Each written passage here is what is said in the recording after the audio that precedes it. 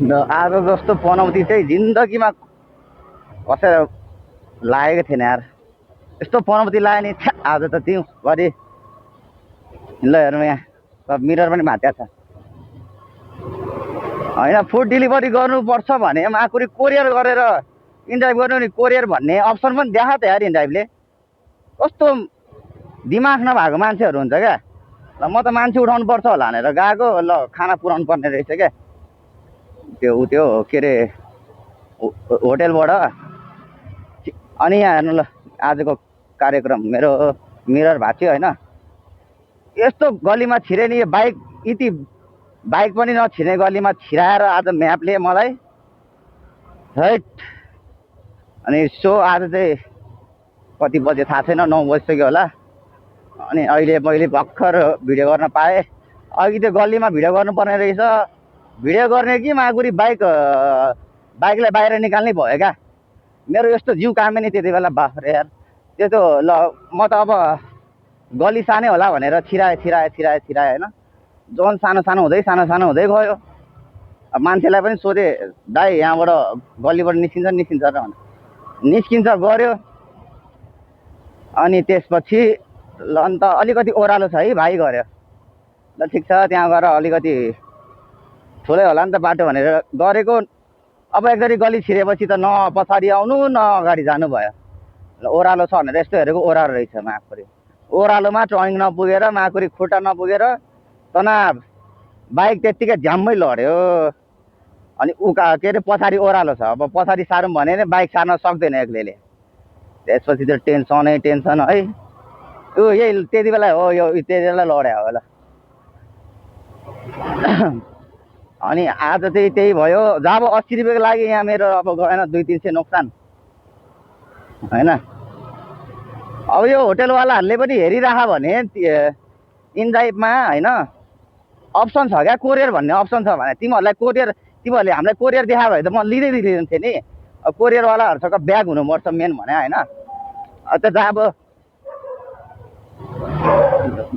Bag नभएर म courier धेरै उठाउँदिनँ, त्यही भएर अब त्यो कोरियर गरेर गर्नु न यार इनड्राइभमा। तिमीहरूलाई सस्तो पर्छ भनेर मलाई हाम्रो चाहिँ के मलाई ज्यान होइन, बाइक होइन हाम्रो चाहिँ माया लाग्दैन बाइकको। अब हालेछ त्यो मैले होटेलवालाले चन्डोल हालेको छ होइन लोकेसन। म ठ्याक्कै लोकेसन पुगेर के अरे ठ्याक्कै लोकेसन पुगेर म लोकेसनमा आइसकेँ भन्छु।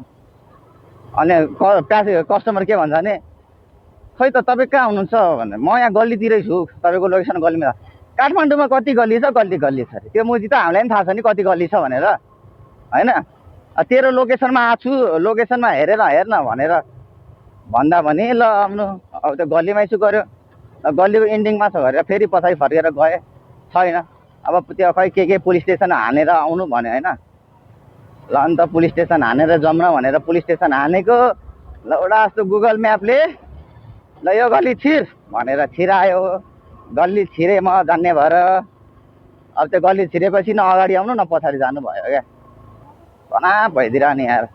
म यति भन्न चाहन्छु कि यो कोरियर गरेर अब केही पार्सलहरू केही डकुमेन्टहरू जेसुकै होस् न पठाउनु छ भने चाहिँ कोरियरै गर क्या। तिमीहरूलाई 10-20 रुपियाँ महँगो होला, के भयो त होइन, कोरियरै गर भन्छु क्या। अब 10-20 रुपियाँको लागि एउटा जस्तो ठाउँ हाल्छ अनि 60-70 रुपियाँ देखाउँछ।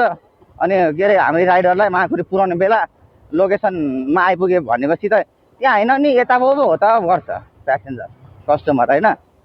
त्यस्तो चाहिँ नगरौँ है, हामीलाई नि गाह्रो हुन्छ यार। तिमीहरूको 10-20 रुपियाँको लागि हामीले यहाँ मलाई 200-300को सामानै यसरी फुट्छ है, मिरर फुट्यो। अब यहाँ खै के घिस्रियो माकुरी। म त यहाँ रुन ल्याएको थिएँ भने त्यहाँ त माकुरी गल्लीमा न कोही छ होइन, कोही पनि छैन। अरू भए त हेल्प माग्नु हुन्थ्यो नि त, पछाडि तान्दिनँ भन्ने। यस्तो ठाडो उकालो छ, कसरी पछाडि गर्ने क्या। त्यही हो, अब आज चाहिँ रिस उठ्यो, हल्का मुख छाडियो होला, डोन्ट माइन्ड है। अब त्यही हो मैले भन्ने चाहिँ त्यही हो, कोरियर गर्नेले कोरियर गरौँ है। अब 10-20 रुपियाँको लागि चाहिँ त्यो हावातालमा मान्छे डेलिभर के अरे हामी राइडरलाई यस्तो ल्याङ नगर्नु होला। अनि हामी राइडरलाई के भन्न चाहन्छु भने कोरियर छ भने कोरियर उठाउनु त्यो मान्छेले अब यताउति यताउति पढाउन थाल्यो भने खाना मेन भने चाहिँ यो होटेलबाट यो खाना चाहिँ नटिप्नु क्या मेन भने चाहिँ क्या लास्टै घुमाउँछ न एक्ज्याक्ट लोकेसन हाल्छ होइन अब प्यासेन्जरले भन्छ नि त म कालो पुल छु भन्छ अब कालो पुल त यही हो अब यहाँ गल्लीभित्र गएका हुन्छ तिनीहरूको अब उनीहरूलाई खाना त घरसम्म पुऱ्याइदिनुपर्छ भिआइपी मान्छेहरू होइन त्यही हो आज चाहिँ यस्तै भयो न आज 1000 रुपियाँ नि कमाएको छैन यार यहाँ 2 दिन जस्तो नोक्सान भइसक्यो ल सो गाइस अब त्यो सबै छोडिदिउँ होइन अनि म चाहिँ अब गौशाला जाँदैछु ओभर रिस उठेको मलाई आज गौशाला जाँदैछु गौशालाबाट अब के हुन्छ हेरौँ अनि त्यही हो आज खासै मैले ब्लग पनि गर्न पाइनँ बिहानदेखि अब अनलाइन उठाएपछि मेरो एउटा मात्रै मोबाइल छ नि त एउटा मात्रै मोबाइल छ त्यही भएर अब ब्लग गर्ने कि अनि म्याप हेर्ने हुन्छ क्या म पनि भर्खर न्यू हो अब म्याप हेर्नै पर्छ होइन त्यही भएर गाह्रो छ अब यो बेलुका चाहिँ यसो अब गन्तव्यतिर गएर बेला चाहिँ भिडियो खिच्यो हो आजको मेरो पोखाइ चाहिँ त्यही हो आज चाहिँ एकदम ब्याड दियो क्या मेरो आज कतै ब्याड दियो भयो आज बनायो भयो नि धन्न मोबाइल चाहिँ फुटेन भनौँ न बाइक त केही छैन बाइक बनाउँला माकुरी अब मोबाइल जस्तो चिज गयो भने त कमाइ खाने बाटो गएन त सोगाइ जब म गौशाला पुग्न लाग्छु अब त्यहाँ गएर हेर्छु अब के हुन्छ अब के भयो भने म अपडेट दिनेछु केही भएन भने आजको लागि यति हुनेछ ब्लग है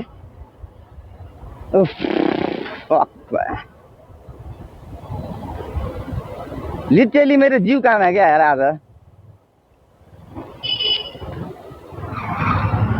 त्यो ठाउँ पुगिहाल्ला आज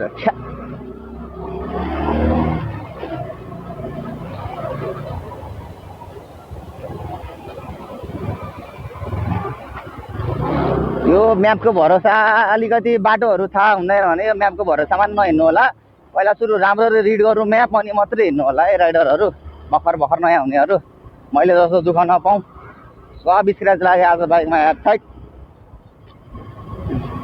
माया लाग्छ नि यार बाइकको आज चाहिँ टोटल मैले 95 किलोमिटर कुदेको छु 95 किलोमिटरमा कति कमायो भने आज मैले 1000 रुपियाँ कमाएको छैन ल अब गौशाला आइपुग्यो अनि अब के हुन्छ म तपाईँहरूलाई अपडेट दिइरहेको छु है म अब चाहिँ क्या फ्रेस भयो क्या यार दिमागले त कामै गर्न छोडेको थियो यार अघि त ठिक छ कहिलेकाहीँ हुन्छ गाह्रो साह्रो गल्तीबाटै सिक्ने हो ल हाम्रो अड्डा चाहिँ यही हो अब यहीँ बसिन्छ एकछिन अनलाइन हेरिन्छ अनि लगिन्छ